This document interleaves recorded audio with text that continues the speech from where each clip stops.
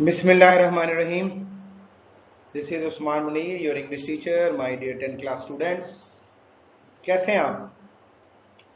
I hope so you are enjoying your lectures और दिलचस्पी भी आपकी बढ़ रही होगी साथ साथ, क्योंकि this is a new experience और ज़ाहिर है ज़िंदगी में कुछ नए नए एक्सपीरियंस चलते रहते हैं and this a new experience for you people and for us as well. तो इस नए एक्सपीरियंस के साथ, नए तजर्बे के साथ, I hope so you will enjoy this experience and you have to develop your interest. I request all of you, just come on, just come on, just come on and be accurate. चीज़ों को हम clear करने की पूरी कोशिश कर रहे हैं, तो आप अपने आप को एक्यूरेट करें और इसमें दिलचस्पी बढ़ाते जाएं. This is the translation we are just doing lesson number 1. This paragraph number 7 today. This is the paragraph number 7 on your screen. While Hazrat Muhammad sallallahu alaihi wasallam was on his deathbed, he proclaimed, if I owed something to anyone, or if I wronged any person or damaged anyone's property or honor, my person, my honor and my property are here, he may take revenge on me in this world. देखिए बेटा, मैं कोशिश करूंगा आपको इसके meanings और साथ साथ सिनोनिम्स भी क्लियर करूं. देखिए, was on his death bed, was on his death bed. Death bed का मतलब होता है बिस्तर मर्ग, बिस्तर रहलत, बिस्तर रहलत. ये वाज आ गया ना, वाज, तो ये सारा पास में चला गया. देखिए फिर प्रोक्लेम्ड आ गया, ये भी वर्ब है, पास में चला गया. फिर देखो रॉन्ग्ड आ गया, ये भी वर्ब है, ये भी पास में चला गया. फिर देखो डैमेज्ड पड़ा हुआ है यहाँ पर, ये भी पास शेप है, ये भी पास में चला गया.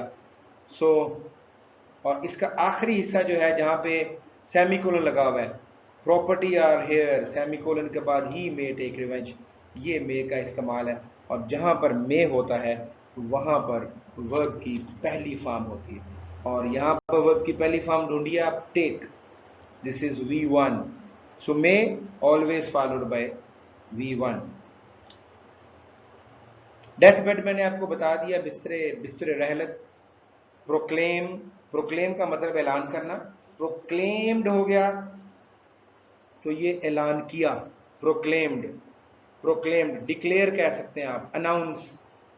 Proclaim, declare, announce. और इसके अलावा आप इसका, अगर इसको आप नाउन बना दे तो प्रोक्लेमेशन भी कह सकते हैं आप. इफ आई ओड, ओड, ओ का मतलब होता है मकरूज होना, मकरूज होना. इफ आई ओड, मकरूज होना. Be indebted to be bound to pay, yes, किसी के पैसे देना, to be bound to pay. Wrong का मतलब ज्यादती करना, wronged, this is the past shape, second form of the verb, wronged, ज्यादती की. आप इसको कह सकते हैं oppressed, oppressed कह सकते हैं आप. do a wrong to, इसका अनदर सिनोनिम. और फिर जनाब प्रॉपर्टी है जी, property, property this word noun in English, ये नाउन है. प्रॉपर्टी का मतलब जायदाद, प्रॉपर्टी. इसको आप वेल्थ कह सकते हैं, इसका सिनोनिम वेल्थ हो सकता है. पोजेशन, यस, पोजेशन कह सकते हैं, पोजेशन. और एक और वर्ड मैं आपको बताता जाऊं, थिंग्स यू ओन्ड, ये भी पोजेशन में आ जाएगा. अब इसके तर्जमे पे आ जाइए. वाइल हजरत मोहम्मद सल्लल्लाहु अलैहि वसल्लम was on deaths bed, he proclaimed, if I owed somebody, if I owed something to anyone, if I wronged any person, if I wronged any person. wrong का मतलब नाइंसाफी करना, ये वर्ब हो गया, सेकंड फॉर्म लगी है ना, नाइंसाफी करना, इनजस्टिस.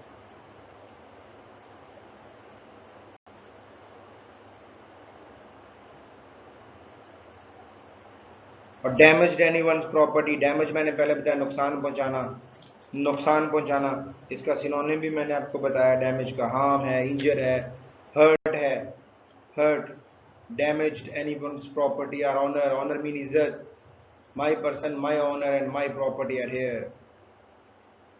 जब हजरत मोहम्मद सल्लल्लाहु अलैहि वसल्लम बिस्र रहलत पर थे, मैंने पहले आपको बताया ये पास में है सब कुछ, बिस्र रहलत पर थे तो आपने ऐलान फरमाया, ही प्रोक्लेम्ड, पास्ट टेंस, आपने ऐलान फरमाया, अगर मैंने किसी का कर्ज देना हो, इफ आई ओड समबडी, अगर मैंने किसी का कर्ज देना हो, something to anyone, if I wronged any person, और अगर मैंने किसी के साथ नाइंसाफी की हो, जुल्म किया हो, this is also past tense, if I wronged any person, और अगर मैंने किसी के साथ जुल्म किया हो, और डैमेज्ड एनीवन्स प्रॉपर्टी, या किसी की जायदाद, प्रॉपर्टी और ऑनर, ऑनर मीन इज्जत, प्रॉपर्टी भी नाउन है और ऑनर भी नाउन है, या किसी की इज्जत और जायदाद को नुकसान पहुंचाया, डैमेज्ड, नुकसान पहुंचाना, डैमेज्ड, नुकसान पहुंचाया, या किसी की इज्जत और जायदाद को नुकसान पहुंचाया हो, माई ऑनर, माई पर्सन, मैं खुद, माई ऑनर, ऑनर, मेरी इज्जत, and my property are here, और मेरी जायदाद सब यहां है।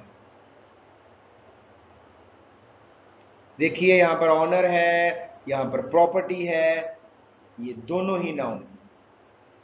ही मे टेक रिवेंज, अब यहां पे मे आ गया तो मैंने आपको पहले भी गाइड किया था बेटा कि मे के बाद always followed by V1, take लगा हुआ है, आगे देखिए टेक लगा हुआ है, टेक, टेक को पहचान लीजिए, this is the verb, take took taken, this is the verb, first form, he may take revenge.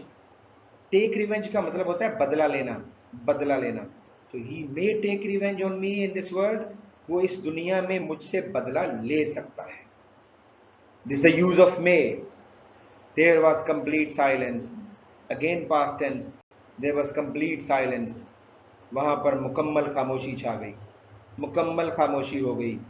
अब देखो कंप्लीट और साइलेंस को अगर मैं आपको अलग करके बताऊं तो कंप्लीट एडजेक्टिव है, साइलेंस नाउन है, और बेटा हमेशा याद रख लीजिएगा किसी भी एडजेक्टिव का ताल्लुक नाउन या प्रोनाउन से बनता है, तो silence is what, noun, complete और एडजेक्टिव, मुकम्मल खामोशी, वहां मुकम्मल खामोशी छा गई। Only 1% demanded a few dirhams.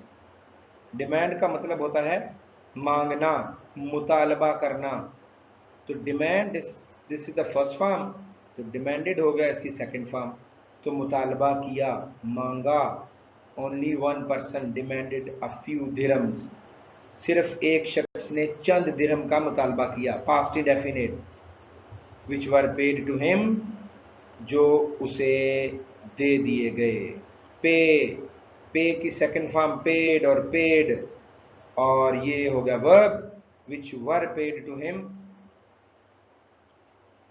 जो इसे दे दिए गए। Almost this paragraph was in a past tense. Hope so मैंने पूरी कोशिश की है आपको सिनोनिम्स भी दूं, आपको ग्रामेटिकल पॉइंट्स भी दूं।